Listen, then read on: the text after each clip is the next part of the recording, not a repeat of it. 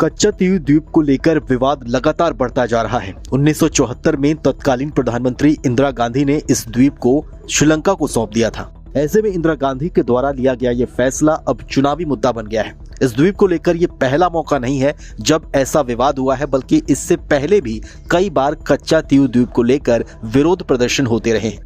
ऐसे में इस विवाद को विस्तार से समझने के लिए ये समझते हैं कि आखिर इंदिरा गांधी ने कच्चातीव को श्रीलंका को सौंपने का फैसला क्यों लिया। 1974 में इंदिरा गांधी ने भारत श्रीलंका के बीच समुद्री सीमा विवाद को हमेशा के लिए सुलझाने का प्रयास किया।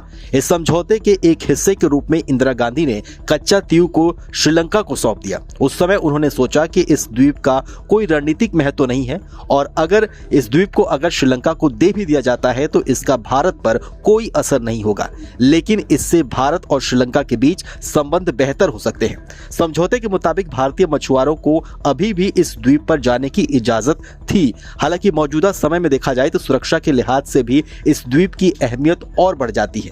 चीन के साथ बढ़ते संघर्ष के बीच भारत के लिए भी ये जरूरी है कि वो समुद्र में अपनी चौकसी बढ़ाए।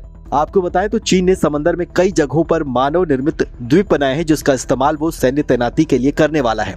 कच्चातीव द्वीप की अहमियत की बात करें तो ये श्रीलंका के नेदुनथीव और भारत में रामेश्वरम के बीच स्थित है।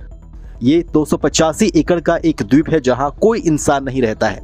ये भारतीय तट से लगभग 33 किलोमीटर की दूरी पर रामेश्वरम के उत्तर पूर्व में स्थित है। श्रीलंका के जफाना से ये लगभग 62 किलोमीटर की दूरी पर है। पारंपरिक रूप से दोनों पक्ष यानी कि भारत और श्रीलंका के मछुआरे इसका इस्तेमाल करते रहे हैं। कच्चातीव द्वीप तमिलनाडु के मछुआरों के लिए सांस्कृतिक रूप से अहम है। इसे श्रीलंका को सौंपने के खिलाफ तमिलनाडु में कई बार इसको लेकर आंदोलन हुए। 1991 में कच्चातीव को दोबारा वापस लेने की मांग बड़े पैमाने पर उठी थी।